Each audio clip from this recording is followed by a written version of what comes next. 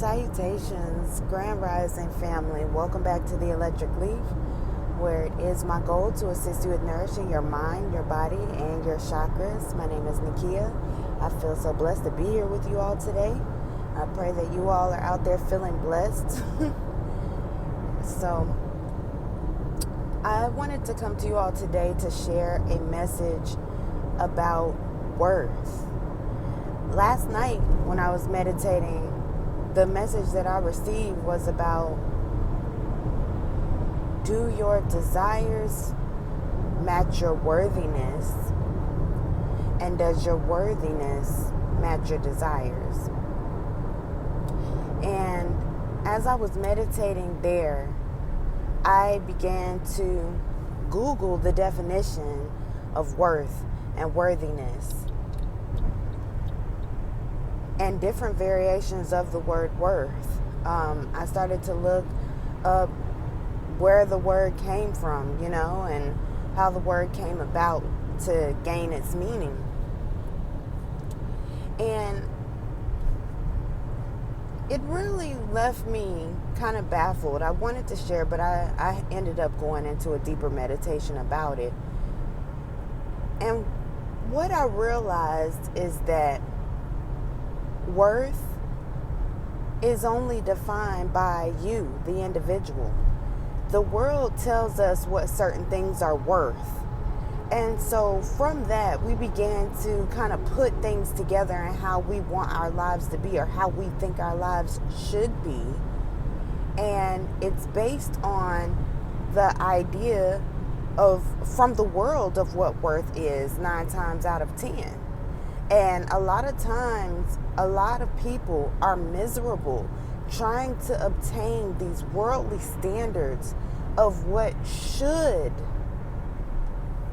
be valuable to you, what you should want your life to look like or be like, what you should want yourself to do and become and see and experience in this life. But is it truly compatible to who you say you are? Because your worth is based on what you declare your worth to be.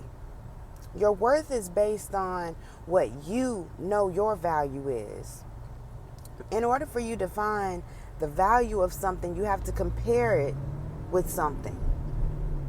All right, that's really what I came up with.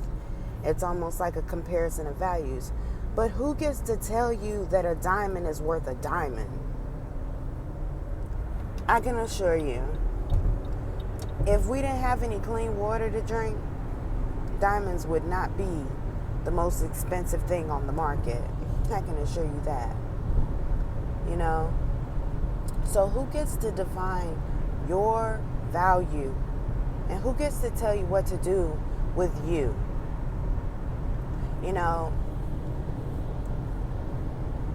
For some reason, the rest of the message was really to believe in yourself. Like, that was the biggest part of it. Believe in yourself. See yourself clearly. And that is why self-reflection and shadow work are so important. So important. Because one thing that I always tell people is, you are the one person that you will never see in this lifetime. So that's why self-reflection is so important, because that's the realest sight of self that you are going to get. You can't see yourself. You can only see a reflection of yourself. You can only see a reflection of yourself. It's easy to see other people, just like you're looking at the computer screen or the phone screen or the TV screen right now. You're looking at me. You're not looking at you.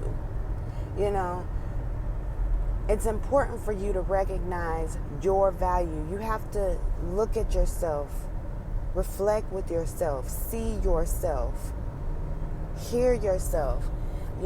Mind the people that you reflect with too. Understand what their motive is and what they're showing you. All right? Understand their motive and what they're showing you. Some people are not good mirrors to reflect with. And you've got to know that. Like reflecting with a narcissist is where you're going to get the worst sight of yourself. You know, you're going to get the narcissists tell the truth about certain aspects of you, you know, but in a very distorted way, you know, and you have to know yourself enough to understand the reflection that is coming through to you. You have to know yourself enough to shield yourself and shield your mind and guard your heart from some of the things that the world will try to tell you about you.